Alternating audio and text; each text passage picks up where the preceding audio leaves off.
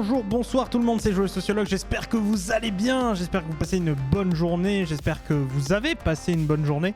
Moi en tout cas ça va évidemment, on est un petit peu fatigué car hier soir on a terminé très tard du roleplay parce qu'il y avait plein de problèmes à gérer en roleplay etc. En ce moment je fais du roleplay le soir etc. Et surtout on n'avait pas eu le setup disponible aussi pour les caméras, la webcam etc. machin. Plein de trucs quoi qu'il fallait que je rebranche, que je prépare etc. Et là vous voyez que c'est pas bien abouti encore hein. Donc pour vous expliquer, mon magnifique plafond a été réparé. Vous savez il y avait une poutre qui se cassait la gueule si vous avez suivi les tweets. Et donc ça a été réparé, donc du coup j'ai un trou dans le plafond. Mais voilà, notre propriété voilà, c'est pas la propriétaire hein, de mon appart qui a ralenti le truc hein, c'était vraiment le syndic pendant 13 mois. Donc voilà, donc pour une fois, les proprios sur qui on peut pas râler, voilà. Mais on peut râler sur le syndic par contre, hein, cela dit, ça c'est bienvenu, n'hésitez pas à râler sur les syndics de copropriété. Je suis sûr que eux-mêmes râlent sur eux-mêmes. Mais passons aujourd'hui, puisque on va parler de spatial, de New Space, d'espace, donc de notions que si vous avez regardé la première vidéo VOD qui est sur YouTube actuellement, et je rappelle que les réseaux sociaux sont disponibles ici, eh bien vous avez dû tomber dessus, sinon je vais vous briefer, hein, vous en faites pas. Donc il y a 2 semaines maintenant, où eh bien nous avions... Nous avions commencé la lecture de cet ouvrage, on avait continué un petit peu la lecture sur l'affaire de Peenemünde, mais franchement j'avais pas lu tant que ça. On avait résumé que les ingénieurs en gros travaillaient sous le Troisième Reich, etc. Donc voilà, hein, les ingénieurs qui ont bossé à la NASA tout simplement plus tard ont été à l'origine tout simplement des personnes qui travaillaient pour l'armée allemande, le Troisième Reich et les nazis, hein, voilà, c'est point Godwin atteint, voilà directement, et en fait dont des personnes comme Donberger ou encore Werner von Braun, hein, dont vous venez d'ailleurs, si vous arrivez assez tôt dans le live, d'entendre un extrait d'un de ces discours qu'on trouve au chapitre 2 de l'ouvrage qui s'appelle justement l'astroculture à la conquête des esprits, où là on va parler de Disney, voilà, tout simplement. Donc moi il me tarde qu'on arrive à ce chapitre, évidemment on va bien entendu continuer la fin du chapitre 1 qui n'est pas très longue, hein. Le chapitre 1 est bientôt terminé, sur l'origine justement de cet astro-capitalisme, mais plutôt de ce nazi-capitalisme, enfin nazi-astronautique tout simplement. Alors est-ce qu'on peut dire que l'astronautique est nazi ? Ça c'est une question mise en suspens en réalité. Par contre ce qu'on peut dire effectivement c'est que ça émane des programmes de recherche nazis avec le travail forcé de personnes dans les camps de concentration que a émergé des ingénieurs qui ont travaillé, cautionné ces actes et plus tard qui ont essayé justement de comment dire, discréditer toutes les personnes qui racontaient ces histoires, les survivants hein, de Peenemünde et bien d'autres, hein, de complexes de Dora, etc. Donc c'est assez intéressant vraiment pour le coup. Je rappelle aussi que la semaine dernière, je suis allé à l'Assemblée nationale sur invitation des 2 auteurs, donc je les remercie énormément. Voilà, on est allé, je suis allé donc poser des questions très novices, très profanes, hein, parce que même si c'est une sociologie qui m'intéresse énormément, la sociologie du New Space, donc comment travaillent les scientifiques, etc. Et bien figurez-vous que c'est une sociologie néanmoins que je connais moins l'histoire du New Space, tout simplement. J'avais lu rapidement une thèse d'une chercheuse, d'une sociologue qui a travaillé sur l'histoire de l'astronautique, hein, aussi. Arnaud Saint-Martin, un des co-auteurs de cet ouvrage qu'on ne présente plus, hein, d'ailleurs je vous le mets la petite vignette, lui-même a travaillé, a fait sa thèse là-dessus, hein, il me semble que c'était entre les années 40 et 80, donc c'est quand même des gens qui sont des références hein, sur le sujet. Irénée Regnault est chercheur invité justement sur ces questions aussi, hein, il est consultant, essayiste et chercheur associé à l'Université de technologie de Compiègne. Il a publié avec Yael Benayou technologie partout, démocratie nulle part, plaidoyer pour un choix technologique devienne l'affaire de tous en 2020. Arnaud Saint-Martin est sociologue, donc chargé de recherche au CNRS, et il a publié récemment Science aux éditions Anamosa.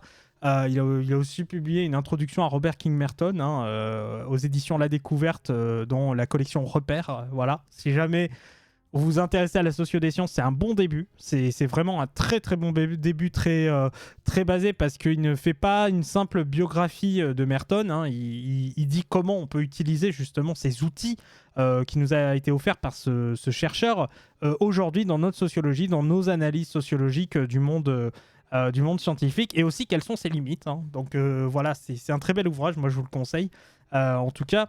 Et j'ai appris malheureusement qu'il était peut-être plus édité, voilà, en rupture de stock. Donc armez-vous de vos collections, de vos collections bibliothèques, etc. Essayez d'aller voir en bibliothèque s'il n'y est pas, ou faites-le commander par vos bibliothèques, ça peut être intéressant pour les personnes qui font de la recherche là-dessus, ou même vous-même. Bonjour à toi Inès Soleda, bonjour Murini, j'espère que vous allez bien. Et donc du coup, j'étais à l'Assemblée nationale et j'ai une anecdote. Parce que j'ai toujours des anecdotes, vous savez comment est ma vie. Pour une fois, j'arrivais presque à temps, c'est vrai. J'ai eu le niveau B2 en anglais. Ok, félicitations Myréné. Félicitations. Et donc j'ai une anecdote, je suis allé à l'Assemblée nationale donc la semaine dernière. Ah, attendez. Yep. Ah. Voilà. Excusez-moi, je modifiais des trucs. Donc je suis allé à l'Assemblée nationale la semaine dernière. Et il se trouve... Putain, je parle comme Mathilde Panot. Je suis allé... Monsieur Macron, nous sommes allés à l'Assemblée nationale l'année dernière, la semaine dernière, et nous avons constaté... non, je plaisante. Donc je suis allé à l'Assemblée nationale, et grosso modo, en gros... Donc comment se fait? Donc je réexplique. Donc j'ai été invité par les deux personnes qui ont coécrit le livre, Irénée Regnault et Arnaud Saint-Martin, qui l'ont écrit. Pas coécrit, ils ont écrit tous les deux. Ils se sont servis de leurs quatre mains. Et du coup, il se trouve que j'ai été invité par eux, par Arnaud Saint-Martin notamment, mais aussi par Irénée, pour tout simplement venir à l'Assemblée nationale, où il faisait une présentation de l'ouvrage lors d'un colloque sur la question du New Space. Donc c'était très intéressant parce que le colloque était organisé par Aurélie. Donc voilà, et donc c'était des discussions très intéressantes, d'autant qu'il y avait des chercheurs du CNES, ou qui ont collaboré ou travaillé avec le CNES, qui étaient là, donc le Centre National des Études Spatiales, qui m'expliquaient, après on est allé boire un verre, qui m'ont expliqué que Starship c'était de la merde, que Elon Musk c'est n'importe quoi, on fait littéralement, on envoie des fusées littéralement qui crament, tout simplement pour qu'elles crament, pour tester si elles crament, si elles peuvent accueillir un jour du vol habité, c'est-à-dire des gens à l'intérieur. Donc c'est vraiment, je trouvais d'autant plus déterminant et intéressant d'aller à ce genre de lieu, de conférences, de visites, parce que vous avez des discussions extrêmement intéressantes, et j'attire votre attention sur le fait que si vous êtes à Paris, si vous êtes à Paris le 17 mars, le 27 mars, pardon, littéralement, je suis con, c'est aujourd'hui. Bon, à 19h, donc allez-y, barrez-vous. Si vous êtes à Paris, à la librairie Le Livre Écarlate, voilà, il y a une présentation de l'ouvrage. Je suis vraiment décalé dans mes horaires, c'est affreux. Mais voilà, et je remercie encore la Fabrique Édition que j'ai pu rencontrer d'ailleurs sur les lieux. Et j'ai même eu un petit autographe voilà, de Arnaud. Je le garde de côté. Je ne vous le lirai pas. Mais voilà. Donc on va continuer évidemment la lecture. Donc je rappelle que la semaine dernière, il y a 2 semaines, on avait abordé déjà quelques trucs sur Penemundo, etc. Je pense que je vais relire cette partie parce que tout simplement la semaine dernière j'étais trop crevé. Donc j'estime qu'il faut que je la relise tout simplement. Il me semble que c'était page 18, mais attendez, on va tricher un petit peu. Je vais essayer de rechoper le live que j'avais fait en replay et je regarde rapidement. On a le temps aujourd'hui, on a le temps, rassurez-vous. Toujours à banane, j'irai jusqu'au bout, comme Renault. Alors, il faut juste que je sache à quelle page on en était à la fin. Alors, attendez, il faut que je lise. Liste du New Space. Donc, je vous invite vraiment à vous prendre Look, comme ça, on a voilà. Version intercontinentale du A4. Allez, est guidé par un pilote embarqué et développé dans le cadre du America Project en 1944 pour frapper New York. Alors, je ne sais plus où c'était. Oh mon dieu, c'est horrible. Je me suis perdu. 1944 pour frapper New York. Donc, il faut que je retrouve cette partie. Parce qu'il y avait les histoires d'IBM, l'industrie. Ah là là, c'est terrible. Bah écoutez, vous savez quoi? On va directement... Parce qu'en gros, pour expliquer tout simplement, l'idée c'était de frapper, c'était de créer des missiles intercontinentaux. Voilà. C'était de créer effectivement des missiles intercontinentaux. Ce qui, vous imaginez bien, a été récupéré après par, justement par les Américains. Donc c'est pour ça que l'histoire du New Space, elle est entachée quand même d'une histoire de l'ancêtre du New Space, c'est-à-dire les fusées nazies. Voilà. Parce que littéralement, ces trucs phalliques, c'est créé à l'origine pour être des missiles, avec le V1, V2. Et donc c'est assez intéressant de voir ça. Maintenant... On va, je vais directement commencer transplantation transatlantique. Bon, je vais prendre le risque de lire, de zapper des trucs ou de relire des trucs.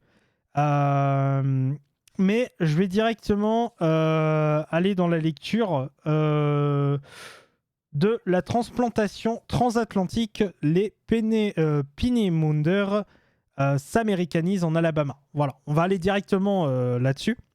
Donc comment ils se sont implantés, etc. là-bas. Donc évidemment, je rappelle que Joyeux Sociologue est une autoproduction. Donc si vous voulez participer en vous abonnant, en follow la chaîne, en la partageant autour de vous, n'hésitez absolument pas. Et maintenant, on va commencer à la suite de cette lecture. Voilà. Et je vous souhaite évidemment un bon moment de lecture. Voilà. Et vous pouvez commenter, dire j'ai pas compris, dire si je vais trop vite, etc. Les spécialistes de Peenemünde sont donc mis à contribution par l'US Air Force. L'US Air Force, ça commence bien. Depuis des bases surveillées à Fort Bliss, au Texas. Le transfert en 1950 de 118 d'entre eux aux arsenals de Redstone, à proximité de la petite ville de Huntsville en Alabama, accélère leur américanisation. Ils s'adaptent à un environnement qui ne leur est pas si étranger. La greffe prend. Si Von Braun et les siens continuent d'afficher leur attachement à l'aventure spatiale, ils sont principalement employés à la conception et au développement de missiles guidés, et plus particulièrement aux missiles balistiques intercontinentaux, au moment même où éclate la guerre de Corée. L'essentiel des membres du groupe de Peenemünde à l'Army Ballistic Missile Agency, l'ABMI, ouais, mais ils sont chiants avec les... C'est des ingénieurs, donc il y a beaucoup d'acronymes. Créé à Huntsville en 1956 pour développer notamment le missile PGM-11. Le PGM-11 Redstone à ogive nucléaire. Voilà, sympa. Hein, et ses dérivés dans la fusée Jupiter. Von Braun ambitionne de convertir cette dernière en lanceur spatial vers 1954 pour accélérer dans la course de l'espace contre l'URSS. Mais cela n'emporte alors pas l'adhésion des officiers militaires, qui confient la tâche au laboratoire de recherche naval de la Navy par l'intermédiaire du projet de lanceur Vanguard. L'armée changera son fusil d'épaule au vu des échecs catastrophiques de la Navy avec Vanguard et autorisera en 1958 le groupe de Von Braun à tester la fusée Redstone après l'humiliation historique de Sputnik soviétique. C'est un succès pour ce vol, lancé le 31 janvier 1958, qui place en orbite le premier petit satellite des États-Unis, Explorer 1. Pour les Peenemünde, donc tout simplement les ingénieurs nazis, oui, l'arsenal Redstone. Non mais voyez, il y a plein de blagues de geeks, hein. C'est incroyable à faire. Donc pour les Peenemünde, c'est la promesse d'un soutien plus affirmé de leurs employeurs fédéraux. La création de la NASA, le 29 juillet 1958, confirme l'émergence d'un programme spatial civil se dotant bientôt de moyens humains et matériels. Cela met fin aux rivalités entre l'armée de l'air et la Navy. Le centre de vol spatial Marshall, le fameux George C. Marshall Space Flight Center, est fondé à Huntsville en septembre 1960 par l'administration Eisenhower. Et Von Braun y est placé à sa tête, accompagné de la centaine de membres du groupe de Peenemünde. Alors je sais pas si vous voyez du tout ce que c'est ou non. Attendez, je vais... Ah! Je prends un bout de carton hein, pour marquer la page. Alors je sais pas si vous voyez le centre Marshall.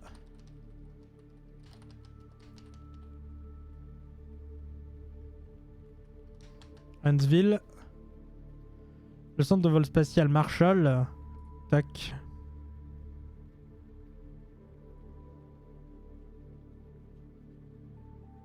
Alors. C'est... je sais pas comment vous le résumez, mais grosso modo, c'est une installation qui est un peu comme ça. Vous voyez? Ah, attendez. Je vous mets l'écran écran. Hop. Vous voyez, un petit peu comme ça. Donc il y a vraiment, c'est un site assez connu, assez impressionnant, hein, vraiment. Voilà, c'est le fameux truc qu'on vous retrouvez dans tous les films de science-fiction, hein, la fameuse centre de commandement des opérations, etc. Voilà, c'est et je crois qu'Arnaud il avait fait Arnaud Saint-Martin. J'ai un problème avec mon clavier, il est pété, faut que je le change. Elon Musk. Hop, il avait fait un super article de Elon Musk dans La Vie des idées que Elon Musk n'a pas lu, n'a jamais commenté d'ailleurs. Anecdote. Et je crois qu'il y avait... Ah non, il n'y avait pas de photos dans l'article, il me semblait qu'il y en avait. Ou alors ils ont été retirés. Il me semblait qu'il y en avait. Mais bref, vous avez des photos à l'origine du vieux centre spatial et c'est vraiment avant que les salles soient refaites, etc. C'est vraiment intéressant et ça fait partie de tout l'imaginaire collectif qu'il y a, hein, des fusées et tout. Donc c'est vraiment ouf. Mais bon, revenons à notre truc. Sa mission principale, donc à Von Braun, hein, qu'on rappelle, a fait travail forcé à des gens qui ont fini en camp de concentration à plus de 5000 personnes. Hein. Voilà, juste pour donner une idée. Sa mission principale est de développer le programme spatial habité. Le souvenir de Peenemünde semble lointain et Von Braun, naturalisé en 1955, se démène pour faire valoir sa vision de l'exploration interplanétaire. En même temps qu'il contribua à mettre au point des armes de destruction massive en pleine guerre froide, il plaide en faveur d'une mission humaine pacifique vers Mars dans un ouvrage qui s'appelle Project Mars, A Technical Tale en 1952, qui se veut d'ailleurs technique, crédible et réaliste, et qui le range parmi les premiers fondateurs de l'organisation pro-spatiale l'Outer Space Advocacy dans les années 1950. Oui, parce qu'ils ont des lobbyistes, hein. Ces gens-là, il faut légitimer et justifier un paquet de pognon de dingue, donc c'est assez cohérent et logique pour le coup qu'on retrouve tout ça. L'interprétation dominante dans la littérature savante et populaire sur la conquête de l'espace est que le recrutement des ingénieurs nazis constituerait une sorte de transplantation ex ante dans un nouveau monde étranger à ces abominations, suscitant moult protestations outre-Atlantique. Il faut néanmoins nuancer et comprendre pourquoi l'acclimatation des anciens de Peenemünde s'est déroulée de façon si optimale pour eux comme pour ceux qui les ont recrutés. Et continue d'ailleurs à ne susciter des controverses mémorielles qu'à la marge. Ben oui, parce que quand même, Von Braun par exemple, il a eu la croix de fer. Il a eu une reconnaissance nazie pour avoir littéralement servi le Troisième Reich. Je crois même qu'il a été fait commandeur. Donc c'est... Enfin, vous imaginez quoi? C'est littéralement... Enfin, dans nos imaginaires space opéra, ça serait le... Mince, comment il s'appelle? Le type qui a créé... Pas le type qui a créé la... Enfin si, le type qui a créé l'étoile noire. Bon, voilà, vous voyez bien le parallèle hein, qui est fait. L'adaptation de Von Braun. Tarkin, voilà, c'est ça. C'est Tarkin, en fait, c'est Lord Tarkin. Et j'ai exactement pensé ça. L'adaptation de Von Braun et de ses collègues spécialistes s'est déroulée sans heurts. Parce que non seulement l'accueil fut à la mesure de leur qualification rare, en gros, ils sont compétents, hein, faut dire ce qui est, mais en plus, une fraction non anecdotique de l'Amérique ne pouvait pas se scandaliser d'un tel apport humain à l'époque. Le terreau était propice. Car loin du vieux continent, c'est une certaine Amérique qu'ils vont découvrir qui ne les change pas du régime nazi par tant d'aspects. Celle du Sud, raciste, rurale, acquise à l'idée d'une suprématie de la race blanche, dont les lois ségrégationnistes influencèrent d'ailleurs celle de Nuremberg en 1935. La possibilité de jouir de l'Amérique Way of Life fut une bénédiction inespérée pour nombre d'ingénieurs qui auraient pu comparaître au tribunal de Nuremberg pour crimes de guerre.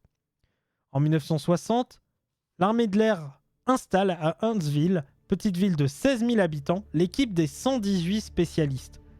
80% d'anciens membres du parti nazi. C'est-à-dire que c'est pas des gens qui ont travaillé sur le régime nazi. C'est pas des gens qui étaient de la société civile, qui sont devenus ingénieurs. Non, non, non.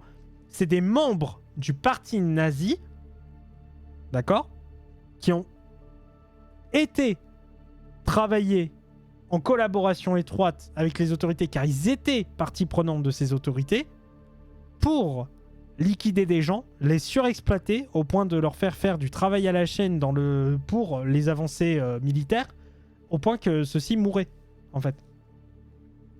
La principale activité de la culture du coton, les Africains américains, sont les plus nombreux et endurent la ségrégation. Aussitôt sur place, les Allemands surent montrer patte blanche, à se rendre indispensables à leurs nouveaux employeurs.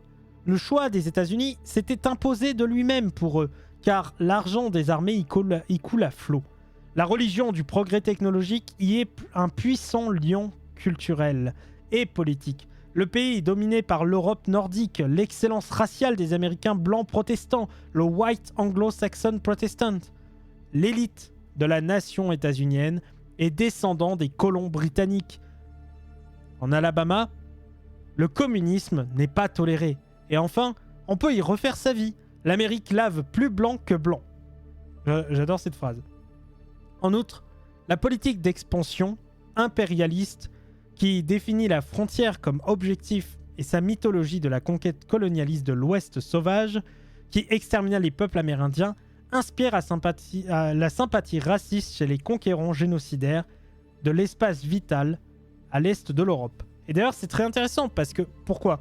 Parce que quand on parle de l'Ouest sauvage, quand on parle de terre vierge, littéralement, c'était comme ça que les colons ont parlé, eh ben, ça veut dire quelque chose, quelque part. Parce qu'il y a des peuples dans cette terre vierge. Il y a des gens qui vivent. Pourquoi elles sont considérées comme vierges ? Parce que si elle est vierge, on peut l'exploiter, l'exproprier, la conquérir. Il y a même un modèle tout masculin d'ailleurs, derrière ça. C'est la virginité de la terre qu'on peut prendre. Mais bon, là, je fais mon sociologue féministe à dessous. Von Braun et ses collègues recréaient à Huntsville une espèce de bulle allemande. Tout comme à Peenemünde, le paradis pour les ingénieurs et leurs familles, dont la mémoire suscite chez eux la nostalgie après-guerre, un microcosme germanique se met peu à peu en place. L'atmosphère des années 50 est néanmoins pesante en Alabama, l'état le plus raciste du sud des États-Unis. Le mouvement des droits civiques émerge alors et fait face aux crimes, aux lynchages et aux provocations racistes du Ku Klux Klan en résurrection. Cet activiste morbide, au nom de la liberté de l'Amérique, suscite peu d'indignation dans le champ politique. Où républicains et démocrates du Sud, toujours acquis aux lois ségrégationnistes dites Jim Crow, s'accommodent de la présence groupusculaire de l'organisation terroriste et même s'appuient dessus. Donc même les républicains comme démocrates s'accordent dessus. D'ailleurs, si vous regardez un petit peu l'histoire du serveur Red Dead Outlaw qu'on a fait,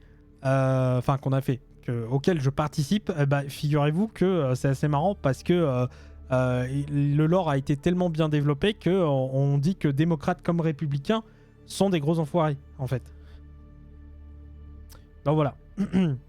Avant le transfert de Peenemünde, l'histoire des échanges États-Unis-Allemagne concernait les mêmes milieux techniques, militaires, industriels et économiques dans lesquels ils seront amenés à évoluer pendant la guerre froide.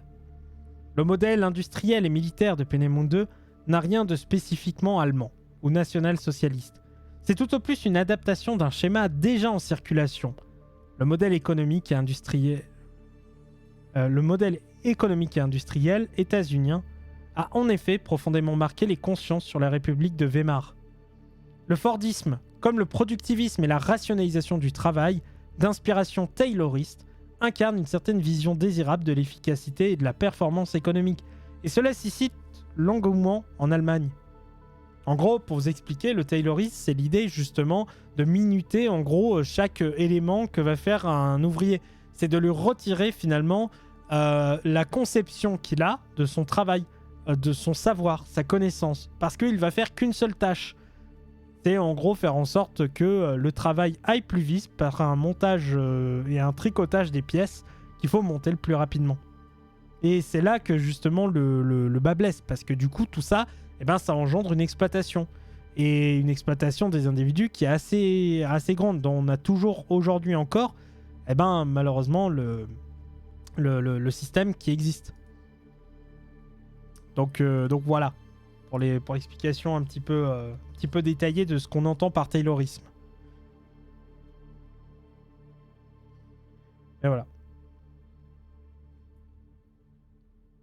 Et donc, on reprend. Alors, à Détroit, dans les années 1910, ah ben là, vous allez avoir une vision du Fordisme. Parce que, de quoi on parle quand on parle de Fordisme? Enfin, musique triste. Le Fordisme. Parlons-en, les amis. À Détroit, dans les années 1910-1920, dans les usines de la Ford Motor Company, la Ford, règne une organisation du travail productif autoritaire, conjuguée à la vision politique de Henry Ford d'une société moderne dressée par la consommation de masse. Oui, parce que Henry Ford, il est trop sympa, il donne des bagnoles à tout le monde, il fait en sorte que ses employés eux-mêmes peuvent le payer. Bon, c'est un peu un connard là-dessus, mais en même temps, ils ont l'argent pour se payer une bagnole. Je veux dire, c'est grâce à Henry Ford que tout le monde a une voiture, hein. Bon, bah non, c'est un peu un enfoiré. Parce que la conviction de Ford, il est complotiste, antisémite, raciste, nationaliste, ruraliste. En un mot, il est fasciste, voilà. Sa fascination pour... Non mais en plus j'aurais pu tellement le présenter mieux.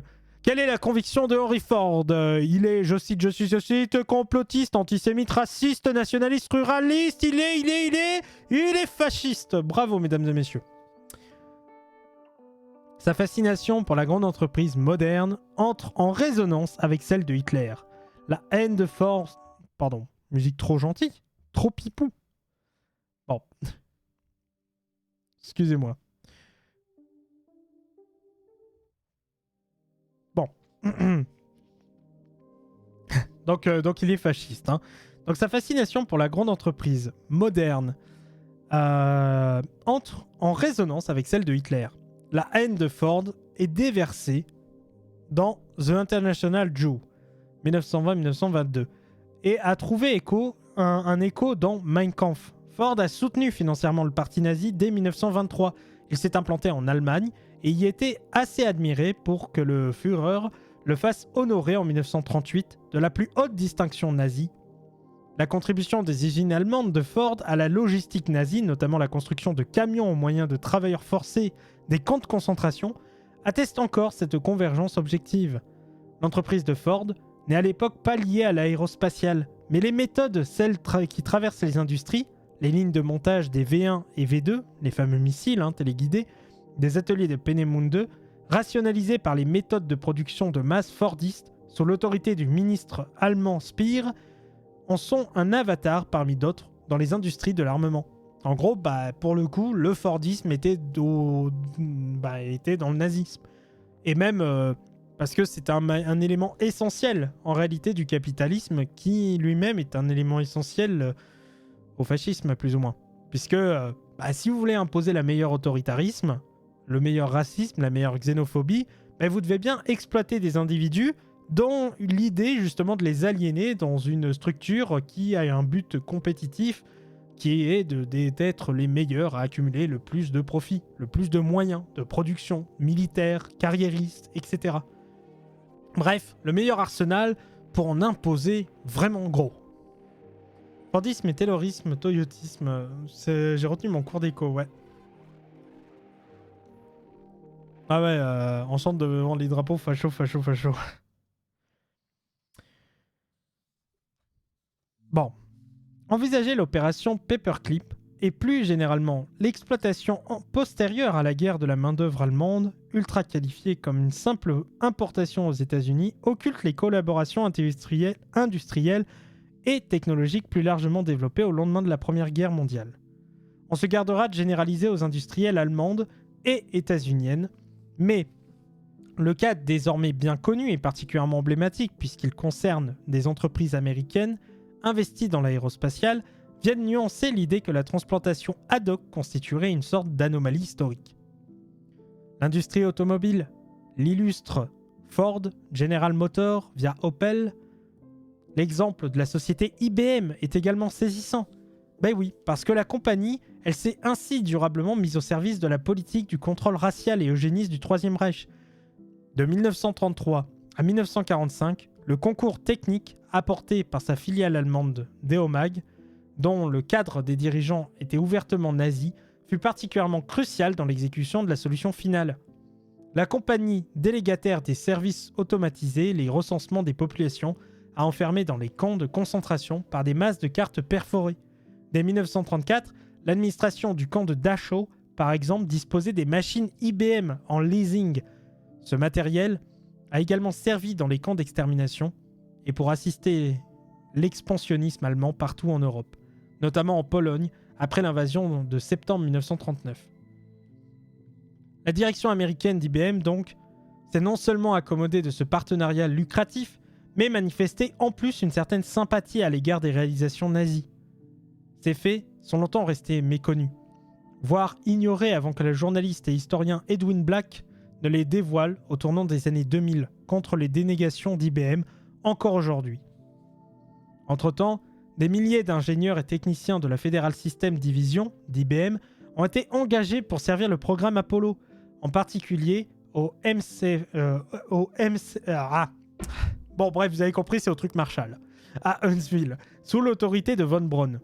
Outre l'infrastructure informatique des centres de la NASA et les systèmes de guidage des lanceurs, en particulier de Saturn V, pour le programme Apollo, l'une des réalisations les plus iconiques de la compagnie reste les ordinateurs de bord du module lunaire, qui désigne les véhicules LEM, qui désigne les véhicules spatials utilisés pour débarquer des hommes sur la Lune.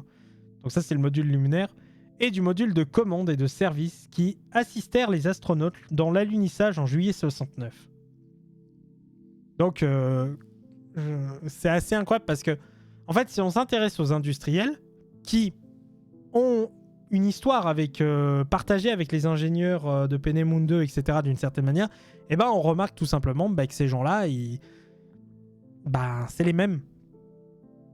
C'est les mêmes, c'est aussi des gens qui avaient une idéologie partagée avec le nazisme. Donc c'est pas un espèce de point Godwin général pour dire oui, la création du spatial, c'est une histoire nazie.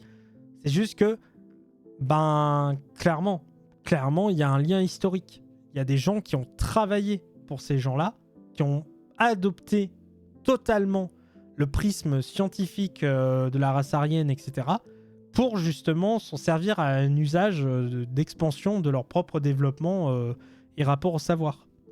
Leur propre projet scientifique, si vous voulez. Et ça, ça montre que c'est pas une histoire de qui pense bien, pense le bien.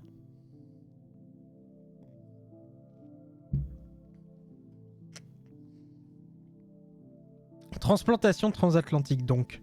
Contre le cliché confortable et rassurant qui voudrait que l'Amérique se soit approprié un corps étranger de spécialistes dont elle aurait finalement rejeté les membres les plus nuisibles passé l'épreuve d'un transfert de raison.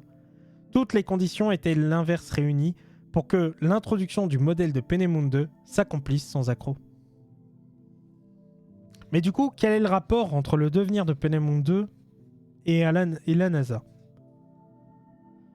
Le management standard des programmes spatiaux se met en place dans les années 50. L'héritage de Peenemünde est diversement acclimaté selon les pays, mais des régularités sont observables, Une matrice émerge à l'intersection des organismes de science et de la technologie de grande échelle, de la rationalisation industrielle, des processus de conception, de développement et de production.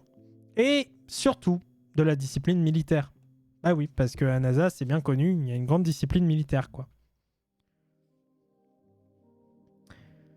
Cette matrice organisationnelle s'incarne dans des espaces confinés, discrets, secrets, auxquels seules les personnes accréditées ont accès au centre Marshall. Les ingénieurs allemands font face à des modes de management qui diffèrent de leur... des leurs. Cependant, leur influence reste massive, au point d'y importer durablement leur propre mode d'organisation. Oui, parce qu'on en a aussi récupéré en France, bien sûr qu'on en a récupéré en France. Les centres de recherche technologique des armées et de la National Advisory Committee for Aeronautic, ou NACA, agence qui préfigure la NASA, sont les bases sur lesquelles les innovations organisationnelles s'appuieront. Les chefs de programme ne partent pas de rien, puisque la recherche balistique occupe quelques pionniers aux États-Unis, en particulier Robert Goddard, qui n'a rien à voir avec Jean-Luc, cela va sans dire. Mais la mobilisation de la guerre froide approfondit ce mouvement, un mouvement qui va accélérer la création de la NASA en 1958. Des centres reliés à l'agence sont créés ex nihilo, d'autres sont absorbés, à l'instar du Jet Propulsion Laboratory à Pasadena.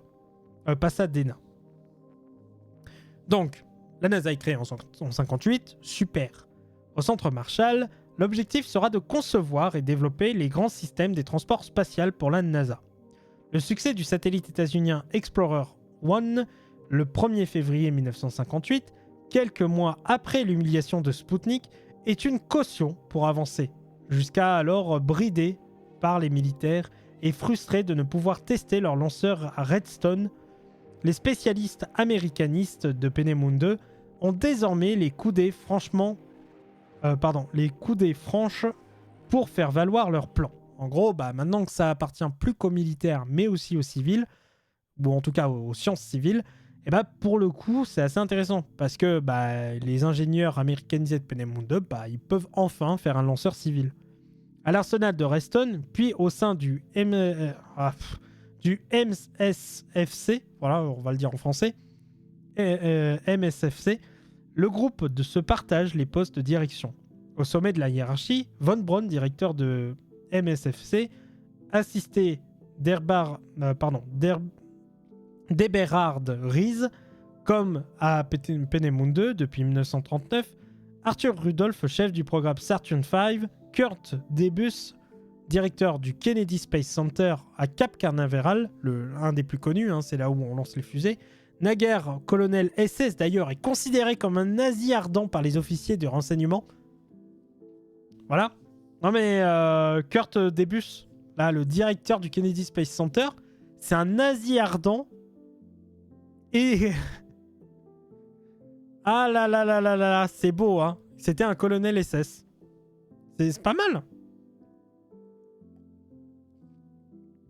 Ah là là. Franchement, heureusement que les complotistes connaissent pas toute cette histoire, parce qu'il y aurait tellement de trucs, ce serait un délire. C'est une indépendance farouche que les ingénieurs de Peenemünde entendent cultiver sans rien changer au fonctionnement sur l'ancienne base nazie.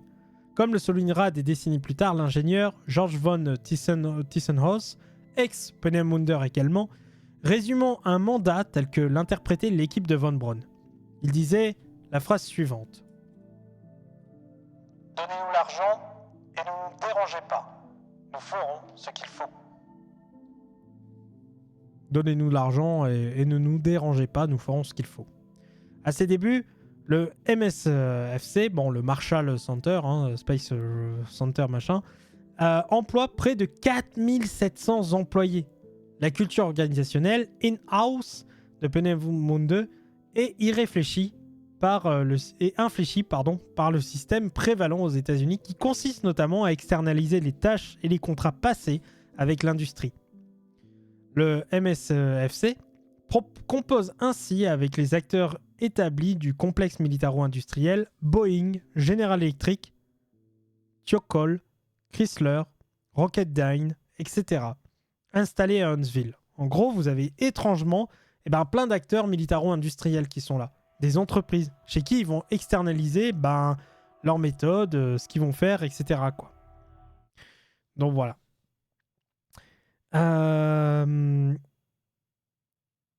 Alors, les project managers du centre s'emploient à contrôler intégralement leur travail. Alors qu'aux États-Unis, l'armée se concentre sur la conception et délègue à la sous-traitance les tâches de développement et de construction. Le groupe de Peenemünde s'efforce de reproduire l'organisation prônée par Dornberger et von Braun. En gros, les Alles unter einen Dach. Tous sous le même toit. Cette approche de l'ingénierie dite de l'arsenal est conservatrice, car elle procède étape après étape par consolidation successive d'un main system en un même lieu. Elle s'enracine dans la tradition technique des ingénieurs allemands, consistant à développer en interne les systèmes méthodiquement et les tester jusqu'à leurs limites, y compris lorsqu'un lanceur explose, car cela permet de collecter des données utiles pour les prochains tests, afin de faire émerger des formules techniques résistantes et sûres.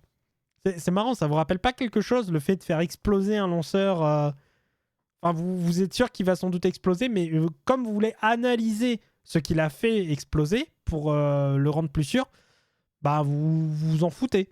Voilà, c'est de l'argent gaspillé, mais voilà. Ça vous rappelle pas un projet Starship, truc comme ça. L'erreur n'est pas une option. S'agissant des vols habités, et bien que les ingénieurs sécurisent au maximum les systèmes en observant la stricte discipline impulsée par la direction, le volontarisme et la confiance dans les capacités techniques et l'inventivité des ingénieurs préfigurent la culture technique et l'attitude Count-Do, donc je peux, associée au programme Apollo. En gros, finalement, on les laisse un peu faire parce que on se rend compte que ça a quand même des réussites, ça permet d'avoir des succès, et quelque part, si ça fonctionne, ça fonctionne, quoi. Mais cette conquête organisationnelle est foudroyante. Mais le centre doit disposer d'un objectif, car la cible de la construction de la fusée lourde Saturn n'est pas encore claire. Malgré le lobbying politique de von Braun en faveur de l'installation d'une base lunaire dès 1966, il rêve, le mec, la décision de John Fitzgerald Kennedy d'amener les Américains sur la Lune d'ici la fin de la décennie fixe un objectif sur lequel les ingénieurs peuvent enfin se concentrer, sans contrainte budgétaire au départ, avec une séquence de programmes au cours de définition, le Mercury, Gemini, Apollo. Marshall est de loin le centre le plus doté de la NASA. Disposant d'infrastructures gigantesques, comme l'aire de test, ces bâtiments affectés au développement de Saturn V sont reliés à d'autres sur lesquels le centre exerce son contrôle.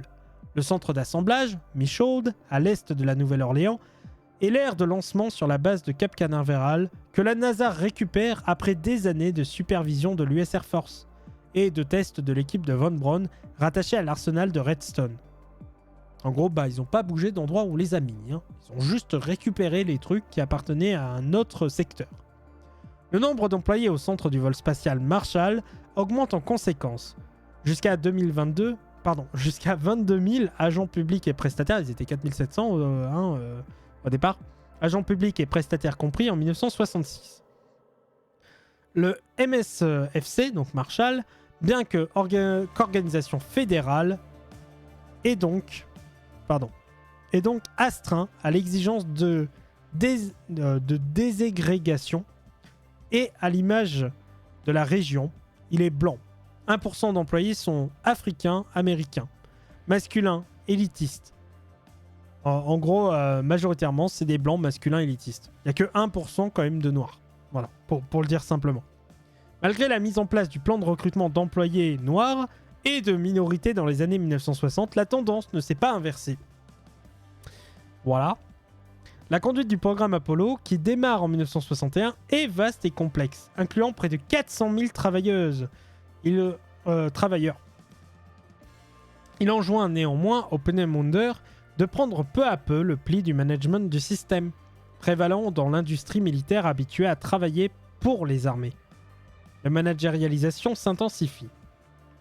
Mais ce stade de montée en puissance de l'organisation est négocié par des ingénieurs aussi expérimentés que Rudolf en charge du véhicule de la conquête lunaire, ou Débus. Débus, vous savez, le fameux... comment dire le fameux nazi complet, quoi. Voilà. Sur des bases de tir Apollo reliées aux immenses infrastructures dont le véhicule Assembly Building, le bâtiment gigantesque d'une hauteur de 160 mètres, où les exemplaires de Saturn V sont assemblés et érigés en vue de décollage. La construction du centre Marshall a valeur d'emblème. Il modernise une région toujours rongée par la ségrégation et un développement agraire marqué par l'esclavage.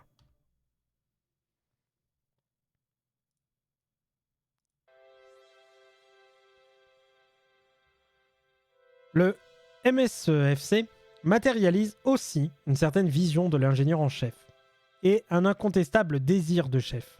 Désir qui s'illustre d'abord par la célébration d'un leader politique assez confiant pour décider d'aller sur la Lune d'ici 10 ans.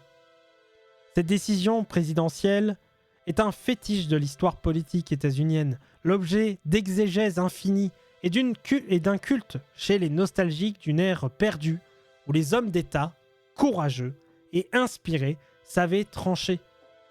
La culture du chef s'incarne également au Marshall. À travers la référence rituelle au premier directeur von Braun, son ancien chef Domberger ne tarit pas d'éloges. Il dit, je cite,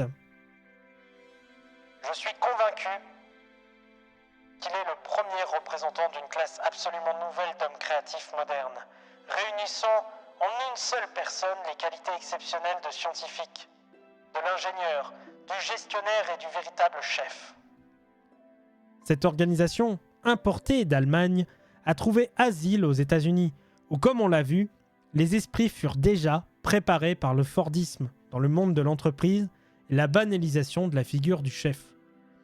Elle décrit par certains...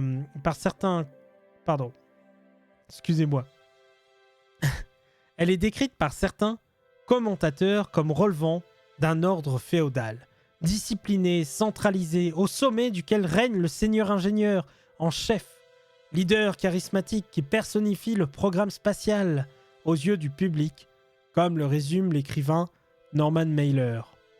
Il dit la chose suivante. Le véritable ingénieur, le chef spirituel, l'inventeur, la force, le philosophe, le génie du programme spatial américain. C'est dans ces termes que l'ordre hiérarchique se trouve légitimé, avec l'équipe de Peenemünde. Dans les strates supérieures, et plus précisément, l'ordre de la technocratie dans les cadres dirigeants de la NASA s'emploie à réaliser, en pratique, au moyen du programme Apollo, lequel a vocation à symboliser l'excellence technologique, l'élitisme de l'expertise des ingénieurs en chef et, in fine, l'exceptionnelle grandeur de l'Amérique. Ces ingénieurs n'ont d'autre compte à rendre que leur accomplissement héroïque dans l'espace. Et tout dérangement, selon l'ingénieur von Thyssen, ne serait-ce que devoir expliquer le coût de la conquête de la Lune, est un obstacle à surmonter. Donc déjà, il y avait cette histoire de budget qu'on retrouve aujourd'hui. Le Marshall est une niche écologique de la tradition de Peenemünde, et celle-ci pénètre. Au-delà de ces sites durablement structurants, les anciens de Peenemünde se sont épanouis aux États-Unis après leur entrée secrète dans le cadre de l'opération Paperclip. Leurs influences s'observent dans les organisations gouvernementales et les entreprises prestataires. Par exemple, Domberger parvient à s'imposer chez le constructeur aéronautique états-unien Bell Aircraft Corporation, où il a occupé le poste de vice-président et de scientifique en chef.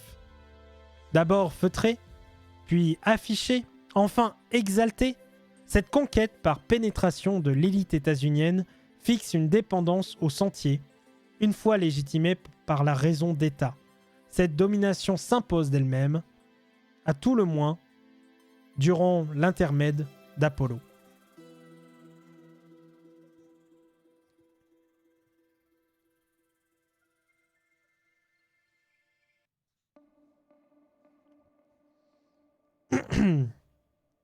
Mais maintenant, nous allons parler du moonwashing, à la rescousse des Peenemünde. Parce que oui, Oui, on est passé de gens qui développaient un missile V1, V2 dans des bases allemandes dans lesquelles il y avait 5000 travailleurs forcés venant des camps de concentration, à des gens qui vont tout simplement dans le territoire le plus raciste d'Amérique développer le programme de recherche spatiale militaro-industriel, un programme spatial militaro-industriel et civil, puisque le but n'est plus de construire des missiles balistiques, mais des fusées avec un programme Back to the Moon. Enfin, pardon, to the Moon. Parce que le back, c'est aujourd'hui avec Trump. Enfin, c'est lui qui a initié le truc. La clarté des faits concernant la participation des spécialistes de Penemundo 2 à la sinistre entreprise du Troisième Reich n'aura pas suffi à les inquiéter.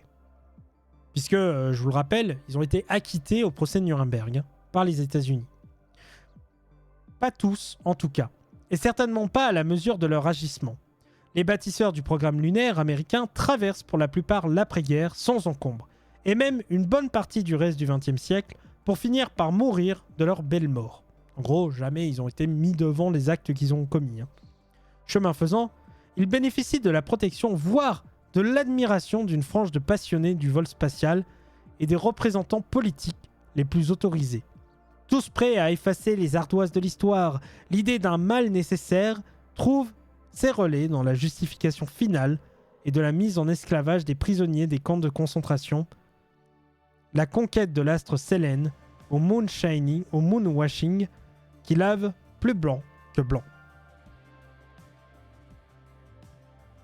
Lors d'un passage de von Braun à Paris en juin 67, où il reçoit le prix Galiber d'astronautique depuis l'hôtel Lutetia, le spécialiste est rappelé au souvenir de sa participation aux brutalités de Dora. Le fait d'avoir acquis la nationalité américaine ne saurait en aucun cas atténuer la responsabilité du von Braun hitlérien, aujourd'hui au service des responsables de la guerre du Vietnam. La même année, s'ouvre SN. Donc ça, c'était une déclaration, c'est une citation. C'est ce qui lui a été dit. La même année, s'ouvre à SN, en RDA, un procès contre 3 tortionnaires SS de Mittelwerk. Von Braun est appelé à témoigner depuis Washington. Il devra s'expliquer les années suivantes. Malgré son aura de pionnier de la rocketry, et dès les années 60, en Allemagne de l'Est, surgissent également des critiques du groupe Penemundo, mené par le baron von Braun, vendu aux Américains pour poursuivre son œuvre fasciste. L'atmosphère devient insoutenable. En 1966, des révélations sur le passé du président de la RFA, Heinrich Lübke, sèment le doute. Ingénieur en bâtiment employé dans une société de construction, il a travaillé pour le compte de Speer et du ministère de l'Armement pour concevoir plusieurs importantes extensions dans la base de Penemundo. Ces services ont exploité des travailleurs forcés, comme c'était alors l'usage. C'est marrant quand même, il a fallu attendre quand même. Vous imaginez, il a fallu attendre 26 ans pour que ces gens-là soient mis devant les contradictions de ce qu'ils ont fait.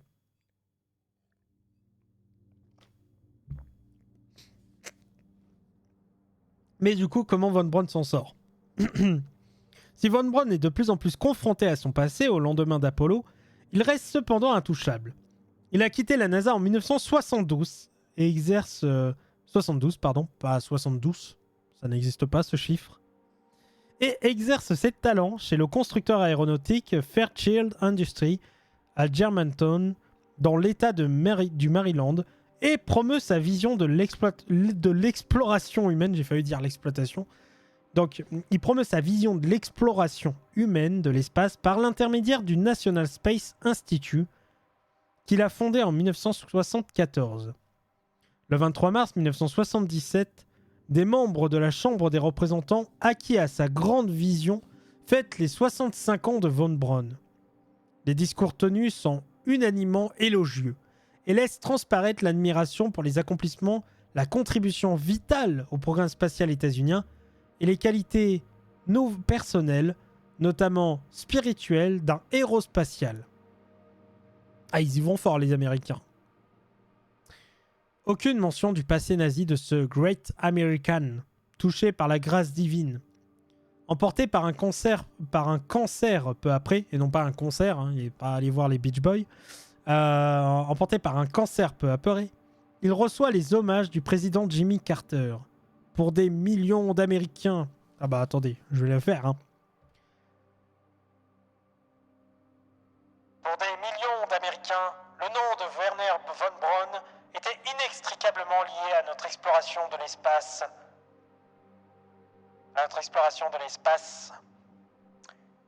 Mince, je me suis perdu.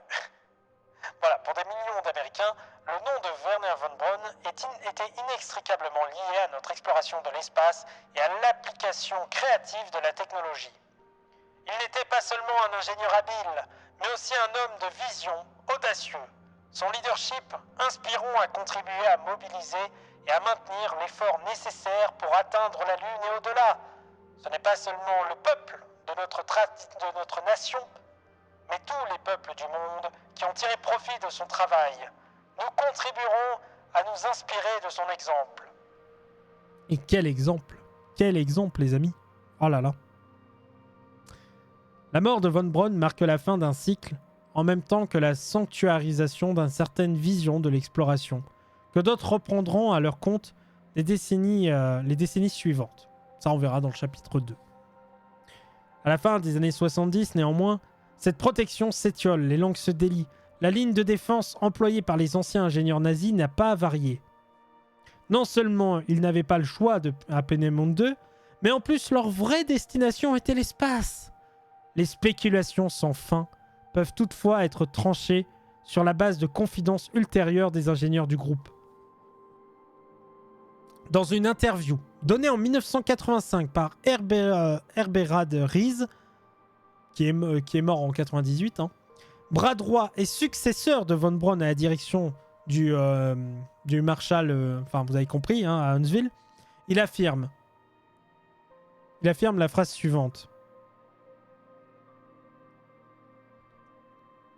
Disons-le honnêtement, à Peenemünde 2, nous ne travaillons pas du tout dans le domaine du vol spatial. Nous travaillons directement sur des missiles et les missiles guidés, et ce n'est qu'en privé que nous parlions le soir du vol spatial.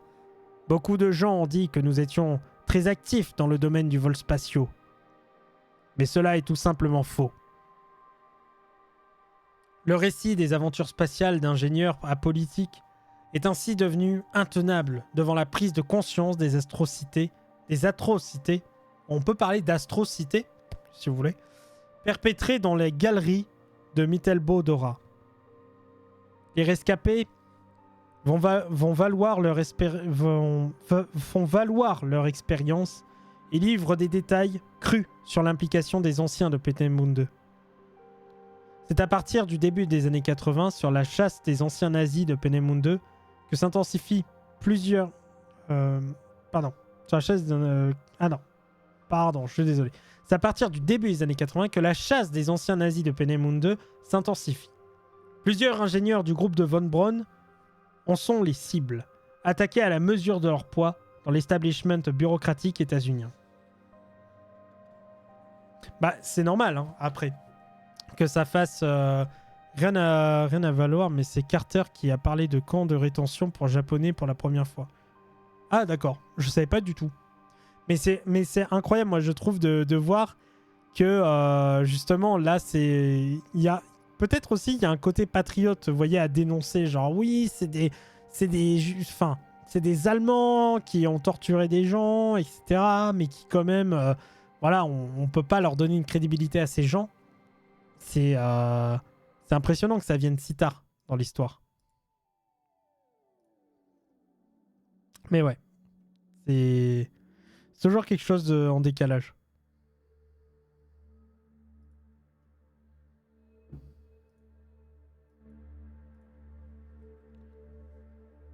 Alors, sans épuiser la liste de ces personnages, revenons sur certaines figures parmi les plus controversées, de manière à bien saisir jusqu'où a pu aller leur engagement vis-à-vis du régime nazi. Arthur Rudolph, que nous avons déjà mentionné, fait partie de ces amateurs de fusées coalisées au sein de l'association VFR, Société pour la navigation spatiale, où il rencontra Valier Donberger, Riedel et von Braun. En parallèle de ses activités d'ingénieur passionné par les fusées, Il adhère au parti nazi en 1931, puis à la section d'assaut. L'année suivante, engagement qu'il expliquera a posteriori par un hantise du déclin de l'Allemagne et du communisme, excusable dans l'Amérique macartiste, il contribue aux recherches sur les missiles agrégats et rejoint Peenemünde en 1937. Il y occupe des fonctions d'encadrement dans l'usine. Après le raid de l'armée de l'air britannique sur Peenemünde en 1943, il travaille à la mise en place de l'usine souterraine Mintelwerk et enfin supervise la production des A4V2 après avoir visité une autre usine pratiquant ce régime en lien avec la SS. Il embrasse donc l'idée, recommandée par le ministère de l'Armement, d'exploiter les travailleurs forcés des camps de concentration sous le contrôle de la SS. Il assiste de son plein gré et ordonne aux prisonniers d'assister à des pendaisons publiques d'ouvriers esclavagisés de Mittelbau-Dora, accusés de sabotage à la suite des rapports du SS. À la SS. Il en a d'ailleurs signé. Donc le mec signe des rapports d'accusation de sabotage et des mecs sont pendus. Alors, je sais pas ce qu'il faut pour prendre conscience de jusqu'à quel point c'est allé loin en fait cette histoire. C'est vraiment ouf. Il réclame toujours plus de prisonniers qualifiés, en connaissance des mauvais traitements dans les tunnels. Embarqué avec d'autres membres du groupe de Peenemünde et dans le cadre des opérations Overcast Paperclip, Rudolf s'est montré très utile à ses nouveaux employeurs. Les premiers rapports des services secrets états-uniens qui l'ont interrogé au moment de son transfert en 1945 en convient. Ils disent la chose suivante. Rudolf est 100% nazi, un type dangereux, une menace pour la sécurité il doit être emprisonné. Les années suivantes, les évaluations sont plus que favorables. Ses talents d'organisateur et de responsable du programme l'ont amené à occuper à partir de 1950 des postes de direction de l'arsenal de Redstone, puis surtout celui de chef au programme Saturn V à partir de 1963. 7000 employés de la NASA et 20 000 contractants à coordonner.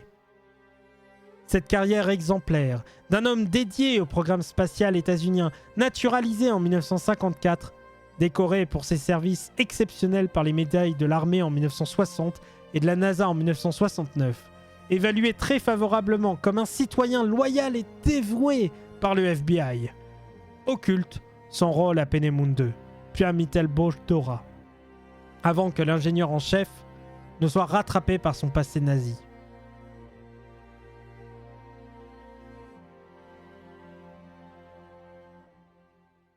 Ah, c'est ouf, moi, je trouve, cette histoire. Genre, à la fois, les services secrets américains disent « Non, mais attention, ce mec est trop nazi, il est dangereux. » Et à la fois, le gars, il reçoit vraiment des médailles militaires, etc., américaines. On est là, oui, il est magnifique, il est incroyable, il est tout beau. C'est juste ouf, en fait. J'ai pas d'autres mots, hein, je suis désolé. C'est à la fois impressionnant et à la fois effrayant, en fait. Parce que ça montre bien que quelque part, il y a comment dire, il y a eu un laisser-faire tel qui à la fois s'est concentré en réalité pas sur un laisser-faire réel, mais sur l'idée que ces gens-là peuvent apporter du bénéfice à l'armée et au complexe industriel américain. Et c'est là où je trouve que c'est intéressant parce que ça montre que les États-Unis, qui se montrent un petit peu à la Seconde Guerre mondiale comme, on va dire, les porte-voix dans l'imagerie collective, hein, des sauveurs anti-nazis, etc., bah, en réalité, il y a quelque chose derrière qui est beaucoup plus criant. Ils sont pas du tout des sauveurs, quoi. C'est assez intéressant, moi, je trouve, de comparer ces choses-là et de voir que c'est beaucoup plus nuancé qu'on pourrait le croire. Voilà, mais ça, c'est mon avis là-dessus. Voilà. Qu'est-ce que je voulais faire? Oui. Et donc, l'Office of Special Investigation, l'OSI, du département de la justice l'interroge en 1982. La restitution est accablante, confirme son implication managériale dans les camps et l'expose à la justice. Craignant d'être jugé pour ses crimes de guerre, il signe un accord avec l'OSI et renonce à sa citoyenneté états-unienne, quitte le territoire en 1983, s'installe au Canada, puis termine sa vie en Allemagne. En octobre 1984, la révélation publique du passé de Rudolf dans la presse nationale suscite beaucoup d'émoi. Ce passé avait été enterré durant de longues décennies. Mais à la suite de la publication de mémoires de rescapés de Dora, comme celui de Jean-Michel, c'est pas un prénom, c'est son nom, hein, Jean-Michel. La connexion est peu à peu rétablie entre la production des V2 et le système de concentration et le système concentrationnaire. L'ingénieur de Peenemünde est inquiété, tout autant que le gouvernement états-unien, accusé d'avoir cédé à la tentation machiavélique de recruter un ardent nazi, parmi d'autres ingénieurs tout aussi infréquentables de Peenemünde, afin de couper l'herbe sous le pied aux soviétiques, également intéressés par cette ressource humaine. C'est la légende d'Apollo qui se trouve dès lors gravement entachée. Au profit néanmoins d'une appréhension autrement plus réaliste des ressources de la matrice de Peenemünde que les trucages narratifs de Domberger, Von Braun et autres. Parce que oui, ils ont menti, hein, ces gens-là. Ils ont essayé de construire justement une contre-vérité. C'est-à-dire, ils ont tenté de mettre une biographie d'eux en disant qu'ils n'ont jamais fait ça, que c'est pas des nazis, qu'ils rêvaient de spatial depuis le début, etc. Rudolf de Menke von Braun, disparu en 1977, ne manque pourtant pas de soutien aux États-Unis, en dehors des anciens de Peenemünde et de leur réseau de supporters dans l'establishment. À Huntsville, ancré à l'injustice, la communauté allemande américaine et ses soutiens se mobilisent. Mais cette fois, la contribution loyale de Rudolf à Apollo ne suffit plus. C'est aussi l'honneur d'une ville ayant pris fait et cause pour le programme spatial via l'implantation du Marshall et son équipe de Peenemünde qui est attaquée. En gros, c'est simple, vous implantez dans une ville tout un complexe industriel, militaro-industriel dont dépend la vie de milliers de personnes, et je peux vous assurer que du coup ils vont adhérer même aux choses que tu peux pas forcément adhérer, quoi. Les proches de Rudolf, dont certains craignent alors d'être également poursuivis, ne cessent de clamer son innocence.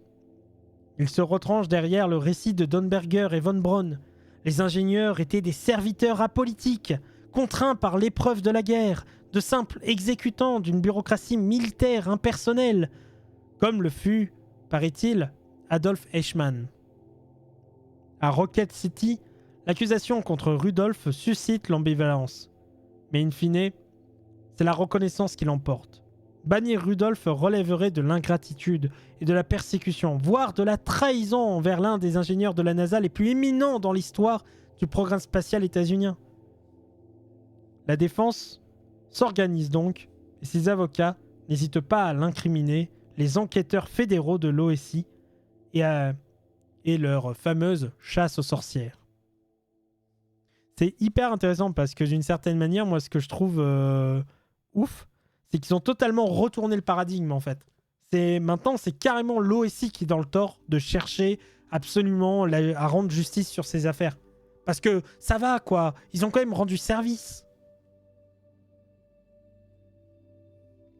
On imagine, guerre, qu'il soit autrement vu, qu'il en soit autrement vu. La reconfiguration de Huntsville depuis la fin des années 50. Les spécialistes de Peenemünde ont notablement contribué à la vie en communauté. Création en 1954-1955 d'une société locale d'astronomie, aujourd'hui renommée la Von Braun Astronomical Society. Oui, mais il y a encore une association qui existe au nom de Von Braun. C'est incroyable. De l'US Space and Rocket Center en 1965 à l'initiative de Von Braun, le musée est un outil de propagande à la gloire de son groupe et de ses créations, sans mention du camp de Mittelbau Dora. Célébration annuelle de l'épopée Apollo, fondation d'un orchestre symphonique, d'une église luthérienne, etc. Bonjour PHP, j'espère que tu vas bien. Les Allemands déplacés en Alabama font partie du paysage et leur engagement est mis à l'honneur. Par exemple à travers l'ouverture d'un Von Braun Center en 1975, qui existe d'ailleurs toujours. Ces réalisations subliment le souvenir macabre de Dora, y compris parmi les membres de la communauté juive à Huntsville, qui apprirent à composer avec des anciens geôliers de Mittelbau Dora. Ils disent la chose suivante. C'est quelque chose qu'on ne peut pas oublier. Mais nous avions pour objectif d'aller sur la Lune. Concède ainsi l'ancien ingénieur de la NASA, Max Rosenthal, au Wall Street Journal en 2004. Il ne pouvait pas faire grand-chose pour améliorer le sort des travailleurs, mais il est inconcevable qu'il ait pu contribuer à affamer et à battre les travailleurs. Confie au New York Times le Dr Kraft Henrike, qui est mort en 84, qui a côtoyé à Peenemünde ce gars compétent, amical, avec qui il était agréable de travailler. Dans les années 50, aux États-Unis, les mêmes stratégies de défense s'échangent parmi les anciens du groupe de Peenemünde. Leur positionnement idéologique font néanmoins mentir ces dispositions pacifiques. Les contributions de Kraft Henrike au système de propulsion sont incontestables, de même que son engagement dans l'industrie spatiale états-unienne, aux côtés notamment de Dornberger chez Bell Aircraft dans les années 50, mais sans doute moins célébré dans la communauté spatiale que ses visions de la colonisation de l'espace. Ces essais de futurologie, qui se veulent rigoureux et techniquement crédibles, avancent le scénario d'un expansif extraterrestre, d'un impératif extraterrestre, selon lequel l'homme qui représente la pointe avancée de la vie terrestre n'a d'autre choix rationnel que d'étendre sa base environnementale et ses ressources au-delà de la Terre. Les relais politiques de cette vision techno-optimiste sont radicalement opposés aux perspectives jugées déclinistes des activistes de l'environnement dont l'audience grandit au cours des années 70. Lyndon LaRouche, éternel candidat à la présidentielle états-unienne, controversé pour ses vues conspirationnistes délirantes d'extrême droite fascisante, compte parmi les avocats politiques de la vision portée par Henrike. Donc il compte parmi eux. Voilà. Ce dernier et d'autres de Peenemünde comme Konrad Dan Nomberg, donc c'est pas la même chose, c'est pas Domberger, contribuent au magazine Fusion, édité par la fondation de LaRouche. Les adeptes du culte sectaire larouchiste sont également les défenseurs du groupe de Peenemünde, qu'ils créditent dans les annales de l'astronautique d'avoir fait accéder l'humanité à l'espace.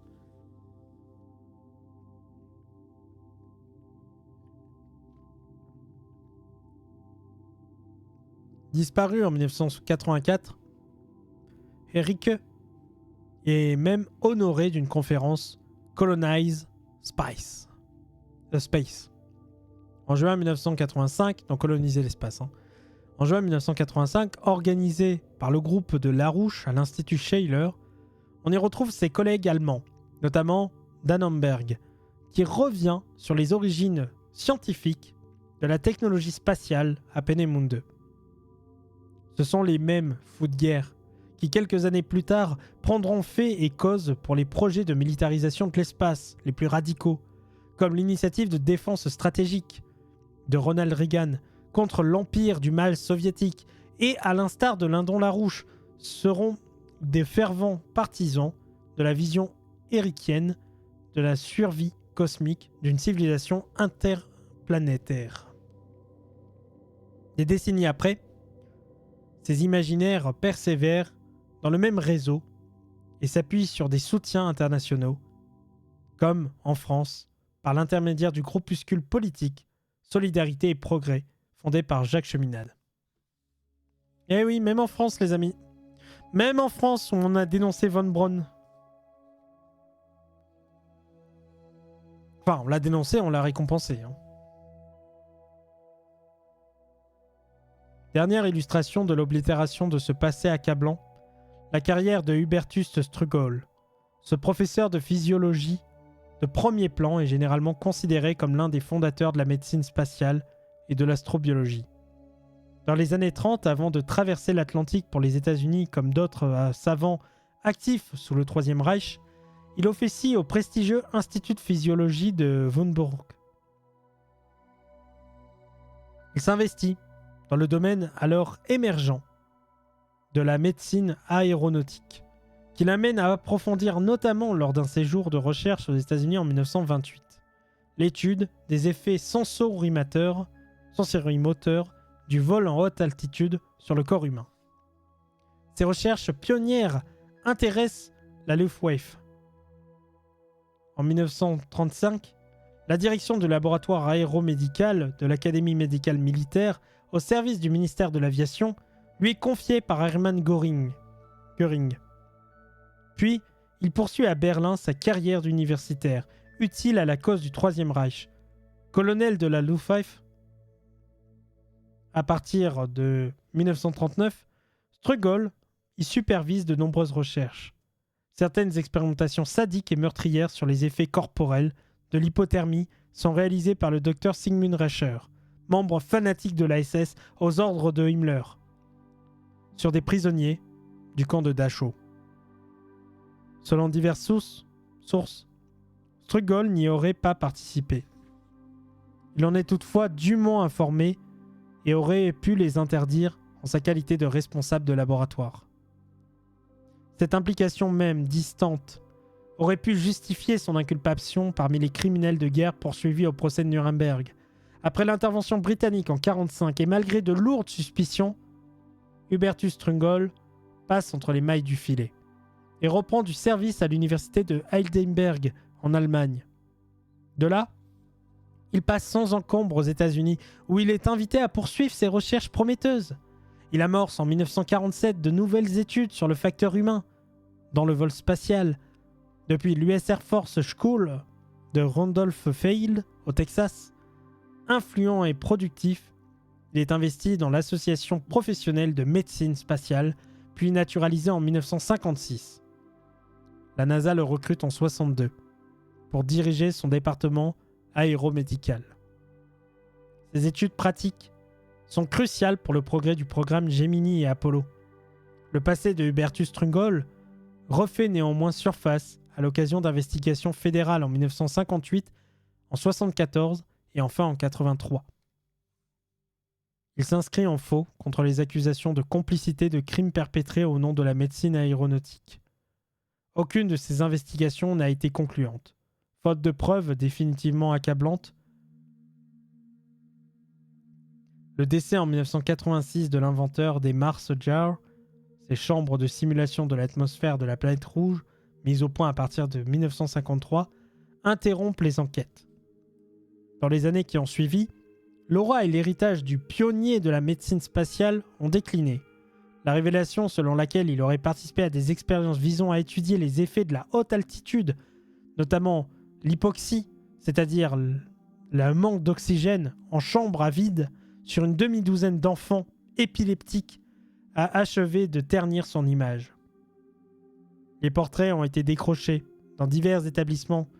La récompense Hubertus Strugol, remise chaque année depuis 1963 lors du congrès de l'Association de médecine spatiale, est débaptisée en 2012. Et son nom est associé aux pires compromissions des scientifiques sous le Troisième Reich. Les questions éthiques et politiques concernant les fondations historiques du programme de médecine spatiale de la NASA et de l'astronautique en général sont sans fin.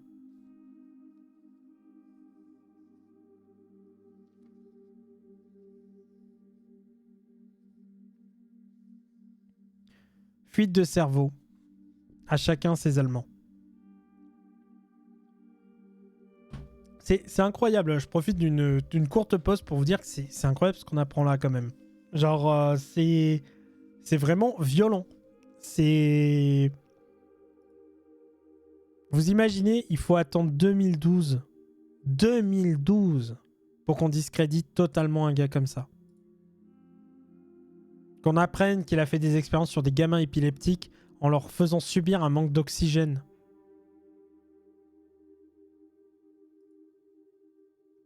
Mais ouais.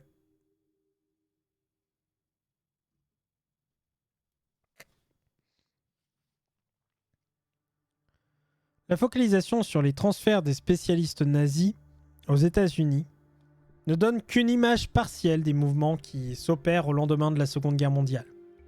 Chez les Alliés, la concurrence pour l'accaparement des savoir-faire et des cerveaux allemands est rude. En URSS, en France, au Royaume-Uni et ailleurs, le rapport est aussi décisif en France particulièrement, qui, avec leur concours, accèdent dans les années 60 au rang de 3e puissance spatiale. Alors, je ne sais pas si vous imaginez, la France, 3e puissance spatiale. C'est juste énorme. Vous avez quand même les États-Unis, l'URSS et la France. Genre le truc sur le bout de carte, là, avec l'Europe. Enfin, qui est d'ailleurs très centré sur nous. Hein. Genre, on est au milieu, planisphère. L'immigration des groupes d'experts spécialistes allemands, après 1945, permettent en effet de nombreux pays de s'acculturer à des savoir-faire et expertises techniques.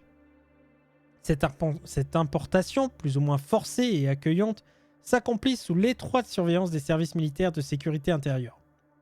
Le même schéma se répète aux États-Unis, en URSS, en France et au Royaume-Uni, mais aussi plus marginalement en Argentine, refuge nazi sous la dictature de Juan Perón, au Brésil, en Australie, au Canada, en Égypte sous Nasser. À chacun ses V2 et ses Allemands. Le cynisme, la raison d'État amorale ou l'intérêt national était la norme dans tous les pays qui ont accueilli les Allemands, souligne l'historien Michael Neufeld. Les recherches pionnières en balistique réalisées en URSS dans les années 30, notamment sous l'autorité de Sergueï Korolev et de Valentin Glusko, rivalisent avec celles des spécialistes allemands au même moment. Mais les purges staliniennes et l'insuffisant soutien matériel et financier des armées freinent leur progrès. En 1945, alors que l'armée rouge occupe le Thuringe, ordre est donné par Staline de capter le maximum de spécialistes et de matériel à Peenemünde et de Mittelboldora. Comme les militaires et ingénieurs états-uniens, les soviétiques récupèrent des V2 et vont s'employer à les copier pour en maîtriser le fonctionnement. L'accent est mis par les ingénieurs, les chefs de service de sécurité et les responsables du complexe militaro-industriel soviétique sur l'utilité de cette expertise technique instrumentalisable dans le plus grand secret pour un programme spatial sous les radars. À l'opposé du prolifique propagande des VRP du programme spatial états-unien. Von Braun en tête. En URSS, la recherche balistique ne s'amorce pas ex nihilo, mais, comme ailleurs, les recrutements des experts étrangers capturés à Peenemünde ou sur les territoires occupés, puis passer à l'Est sous bonne garde militaire, est un accélérateur majeur. En gros, tout le monde vole ses Allemands. Enfin, genre, pas les vols, parce qu'il y a des négociations qui sont faites, pour certains, mais sinon, écoutez, on a nos nazis, à nous, on va les dorloter.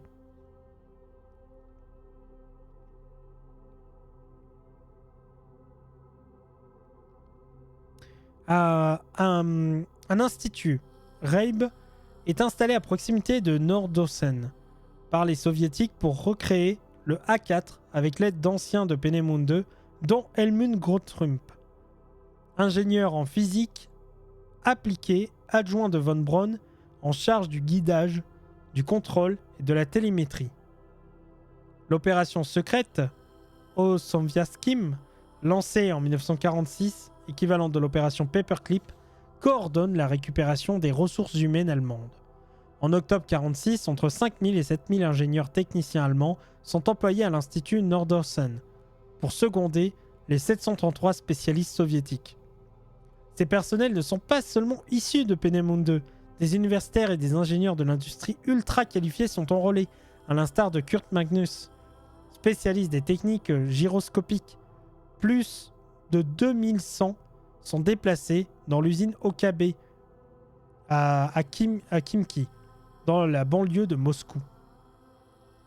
C'est incroyable. En fait, vraiment, genre, en même temps qu'il y a une progression, on va dire, de spatial, etc., américain, et ben, il y a une progression du spatial soviétique. Et en fait, cette guerre qu'on pourrait s'imaginer uniquement émanant des cerveaux intellectuels au centre de ces pays, en réalité, elle vient d'ailleurs, à chaque fois. Et ça, j'ai presque envie de dire que ça aurait été beau si c'était pas des anciens nazis. Donc voilà. Est-ce que ça va? J'ai l'impression que mon micro... 1, 2, 1, 2. Attendez. 1, 2, 1, 2. 1, 2, 1, 2. 1, 2, 1, 2. Non, c'est bon. Excusez-moi, j'ai l'impression que mon micro déconne. Ah, là, on va parler de la suite. Donc, l'une des premières tâches de Grondtrup est de rédiger un mémoire complet et objectif sur l'histoire et les problèmes techniques traités à Peenemünde. Son équipe accompagne la fabrication du R1, copie soviétique du V2, à partir des pièces usinées par les Russes. Au sein du 3e département de l'Institut NII 88, créé en 1946 et dirigé par Korolev, libéré du Goulag, où il a croupi entre 38 et 44. Un premier R1 est testé en septembre 1948, contrairement à leur adversaire états-unien. Cependant, les ingénieurs de Staline domestiquent la technologie V2, puis renvoient en Allemagne les anciens de Peenemünde quelques années après leur recrutement temporaire et font émerger ensuite, par développement successif, des familles de missiles balistiques expurgés des tâches de naissance de la technologie allemande. Le premier missile balistique intercontinental, le R-7 Semyorka, qui place sur orbite Sputnik en octobre 1957 et dont le célèbre et inusable fusée Soyouz et un dérivé, s'inscrit ainsi dans les lignées techniques du R1. Les ingénieurs soviétiques ont également appris de la matrice de Peenemünde, mais après la phase de domestication et ce savoir-faire, leurs recherches ont suivi une autre voie, une voie propre.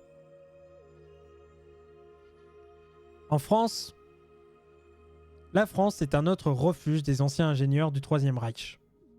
Le chimiste Henri Moreux enquête sur les débris des V2 tombés sur Paris en 1944 et se met en recherche des pièces et de vestiges en Allemagne, notamment à l'usine Mittelwerk en 1945. Il suscite l'intérêt des militaires qui se chargent de recruter la main-d'œuvre d'experts encore disponibles, dont des nazis ardents, à l'image de l'ancien Waffen-SS Helmut von Zborowski, collaborateur de von Braun. Expert du vol vertical et longtemps cadre de la Société nationale d'études et de construction de moteurs d'aviation SNECMA. C'est hyper drôle parce que du coup, vous avez littéralement des gens qui en fait sont de l'autre côté du globe, envoyés, etc., qui sont experts d'un truc précis des modèles V2. Les recherches tâtonnantes des pionniers français, comme celle de Jean-Jacques Barré, dans les années 40, ne sont pas à la hauteur des exigences militaires, si bien que les autorités justifient le pillage de l'héritage technique de Peenemünde. Il y a de l'intérêt supérieur du pays qui cherche un véhicule pour l'emport de charges nucléaires.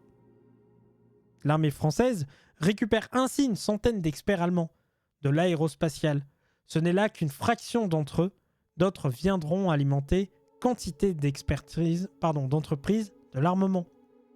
Ils ont travaillé sur des moteurs d'hélicoptères, des missiles solaires, des radars, des moteurs de sous-marins, des obus à charge creuse, les moteurs d'Ariane, ceux du Mirage, des systèmes de guidage, la détonique chez Matra, chez Thomson SIF, écrit le journaliste Michel Tedoldi, à l'issue d'une enquête dans laquelle il rappelle que leur nombre est, selon les historiens, évalué entre 800 et 6772. Leur contribution est particulièrement appréciée. Hermann Ostrich, par exemple, ancien directeur technique d'une usine BMW, elle aussi adossée à une unité de production souterraine annexe au camp de Buchenwald, est décoré chevalier de la Légion d'honneur en 62. Littéralement. Genre, le type était directeur technique d'une usine BMW dans une unité de production souterraine qui était une annexe du camp de Buchenwald. Donc ça veut dire qu'ils envoyaient des gens de ce camp travailler dans cette usine. Beaucoup sont finalement installés à Vernon, dans l'Eure, en laboratoire de recherche balistique et aérodynamique, créé en 1946, copie conforme du site allemand de Peenemünde. Même construction et même matériaux, même soufflerie, même urbanisme et même personnel. Les recherches secrètes, encadrées par le ministère de l'Armement, permettent de rattraper le retard accumulé par rapport aux autres grandes puissances militaires.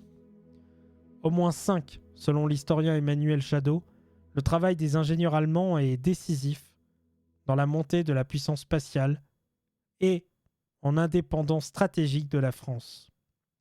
Certains qui ont précédemment travaillé pour les Britanniques trouvent en France des conditions d'embauche particulièrement attractives.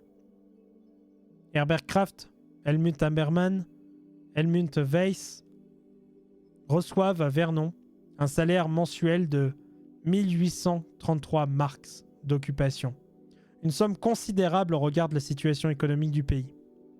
Parmi les anciens de Peenemünde actifs à Vernon, on retrouve aussi Karl-Heinz Henry Bringer, cadre et spécialiste de la propulsion et aérogol liquide. Le projet de réaliser une Super V2 prolongeant le A8 est ajourné en 1948. Mais Bringer et ses collègues s'investissent dans la conception des moteurs des premières fusées sondes Véronique testées en vol à partir de 1953 depuis la base saharienne d'Amangir pour mener des expériences dans les hautes atmosphères. Les développements ultérieurs de l'équipe de Bringer à Vernon aideront à réaliser le premier vol orbital de la fusée Diamant en novembre 1965 avec le satellite A1 dit Astérix.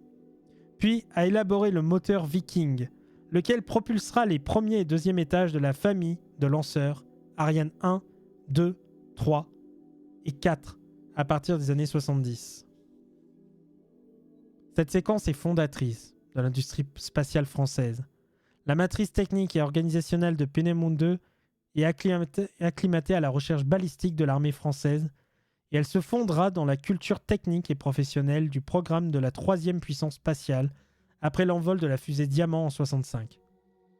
Bringer, qui a adhéré au parti nazi en 1932, et s'est fréquemment rendu à Dora, affirme pourtant dans les archives consultées par Teldodi que pendant les travaux des ouvriers, les déportés n'ont pas souffert. Il meurt à 90 ans. Vous vous rendez compte du truc? Le gars adhère au parti nazi en 1932. Il exploite des travailleurs au point que ceux-ci se retrouvent liquidés.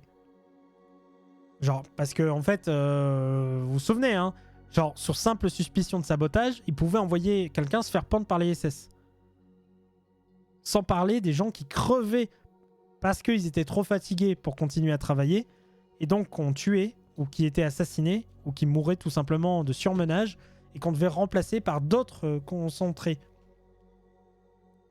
Et le mec, tranquille, en France, il dit « Pendant le travail des ouvriers, les déportés n'ont pas souffert. » Waouh. Dans la course à l'espace qui justifie la création du Centre national des études spatiales, le CNES, l'apport des spécialistes allemands s'est avéré aussi inestimable que longtemps inavouable.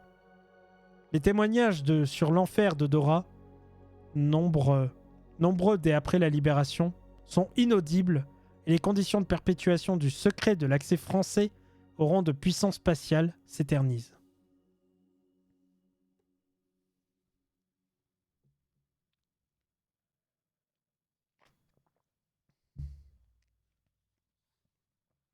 Bombardée par des centaines de V2, de sinistres mémoires, l'Angleterre est plus sobre dans l'appréhension des potentialités de la technologie allemande, mais pas moins volontaire pour les capter.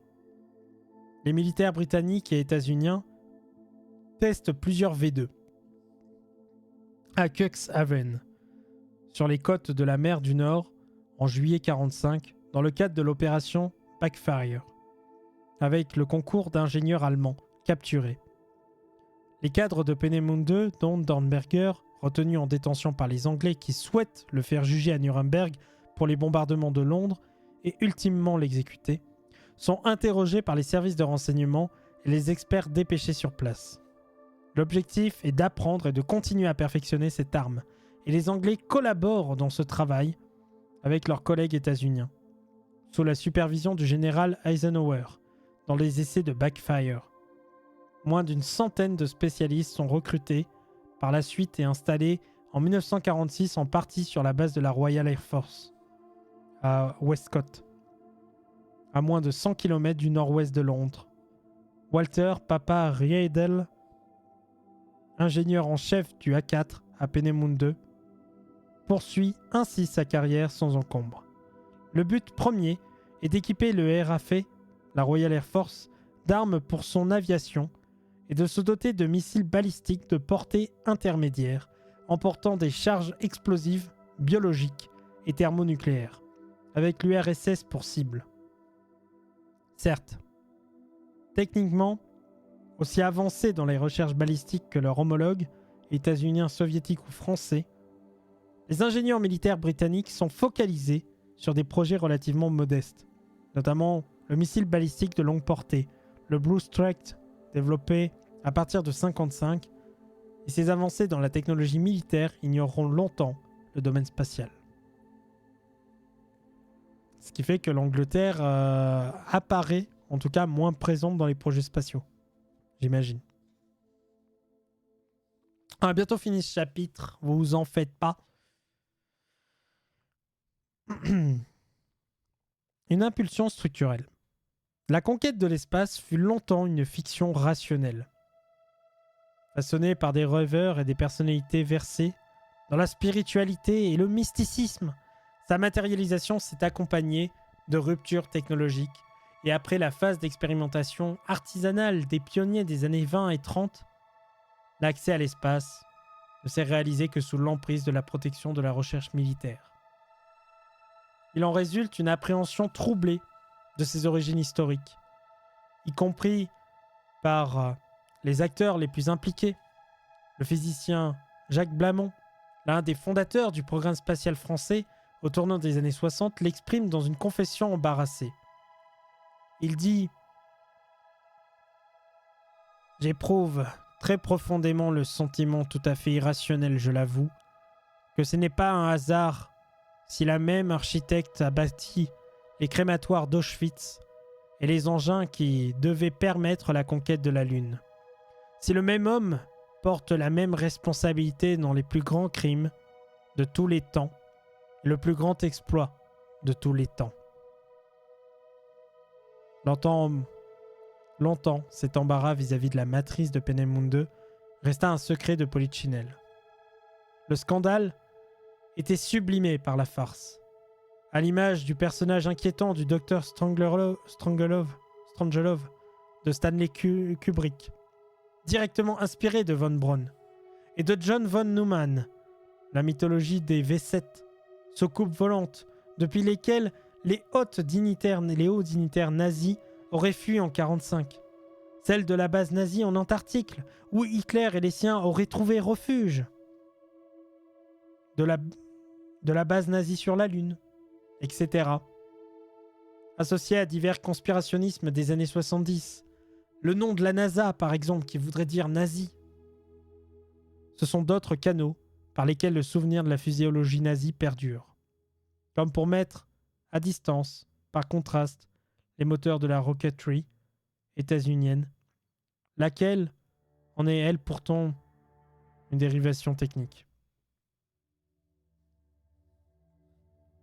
La question se pose, avec la même gravité s'agissant des rapports entre d'autres disciplines savantes et techniques et le nazisme. Le Troisième Reich a soutenu généreusement des sciences appliquées, de la biologie à la chimie, de l'agronomie aux sciences humaines. En plus des sciences médicales, dont 20 praticiens furent traduits au tribunal militaire états-unien de Nuremberg pour les atrocités perpétrées sous couvert d'expérimentation. Et 7 furent exécutés. De l'eugénisme, de l'anthropologie physique et de toutes ces spécialités utiles à la doctrine raciale des nazis. Les savants collaboraient volontiers avec leur tutelle politique nazie. Les adhésions au parti nazi furent significatives dans certaines disciplines. Près de 60% de l'échantillon de biologistes étudiés par Ute Deichmann, bien plus que les 20% de physiciens et les 15% de mathématiciens membres du parti. En échange de quoi, les recherches présentant un intérêt direct pour la conduite des affaires politiques étaient généreusement soutenues. La recherche sur les missiles balistiques s'insère ainsi dans une configuration plus large, une économie politique des sciences et techniques sous le nazisme. En gros, ce qu'on est en train de dire, c'est que des disciplines qui, selon leur champ de recherche, étaient plus proches de l'idéologie nazie. Et que celle-ci, justement, témoigne que l'intérêt militaire balistique, ce soit une succession, une continuité qui s'inscrit très bien dans l'idéologie nazie. En tout cas pour ces chercheurs. S'agissant de l'astronautique, on soulignera de nouveau que ce qu'il s'est passé en Allemagne a donné l'impulsion structurelle dont on mesure encore les conséquences aujourd'hui. Ne serait-ce que sur le plan de l'organisation des activités, mais aussi concernant les destinations et la conceptualisation de la conquête de l'espace. Aux États-Unis, le baron von Braun a eu tout loisir de poser les jalons d'une vision personnelle de la colonisation humaine, de l'espace, sous la forme d'un paradigme von Braun, définissant une trajectoire linéaire pour la NASA. Navette, station, Lune, Mars, que nous étudierons plus en profondeur au chapitre suivant. Ce paradigme s'est durablement imposé dans l'agenda des politiques spatiales états-uniennes. Non, sont suscitées des controverses dans les arènes de la space politics, en raison de son plaidoyer obstiné en faveur de l'exploration humaine de l'espace.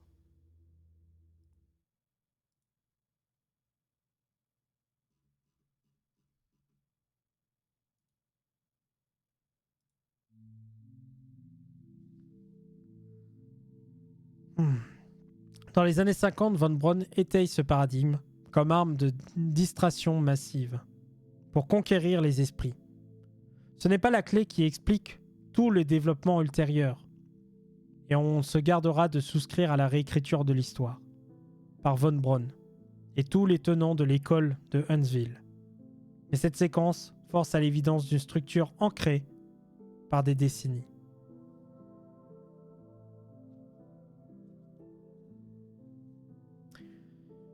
On lira le prochain chapitre, je pense, vendredi, vendredi à 17h, l'astroculture et la conquête des esprits. On va parler de Disney, on va parler de Nixon, Kennedy, de toutes ces choses, de ces imaginaires collectifs qu'on a du spatial. En tout cas, c'est un des chapitres, je pense, les plus lourds qui m'a été donné de lire parce que ça détruit un mythe. Le mythe des gentils chercheurs civils qui ont été obligés de travailler sous le Troisième Reich, qui finalement ont fait un travail incroyable, qui ont permis à l'humanité d'aller à la conquête du spatial, à l'humanité de grandir, tout simplement. Et donc je trouve toujours fabuleux, moi, d'avoir des chercheurs qui remettent en question ça, qui ramènent justement une forme de vérité dans le discours, qui situent les acteurs. Parce que c'est ça qui est important, hein. Le plus important, c'est pas la question de von Braun, qui est-il, ce qu'il fait, ce qu'il a fait. C'est restituer ce qui l'a amené à faire ce parcours. Donc voilà.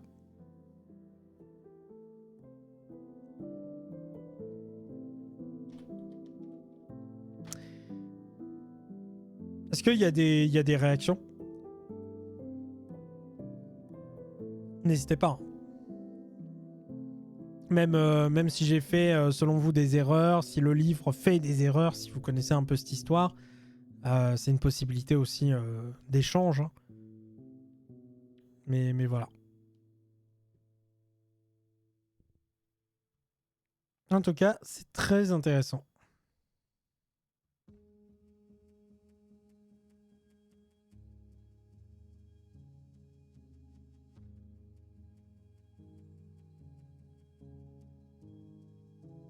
Alors, maintenant je regarde qui est en ligne pour ensuite vous préparer un raid parce que je pense qu'on va s'arrêter là sur la lecture parce qu'on vient de finir le chapitre.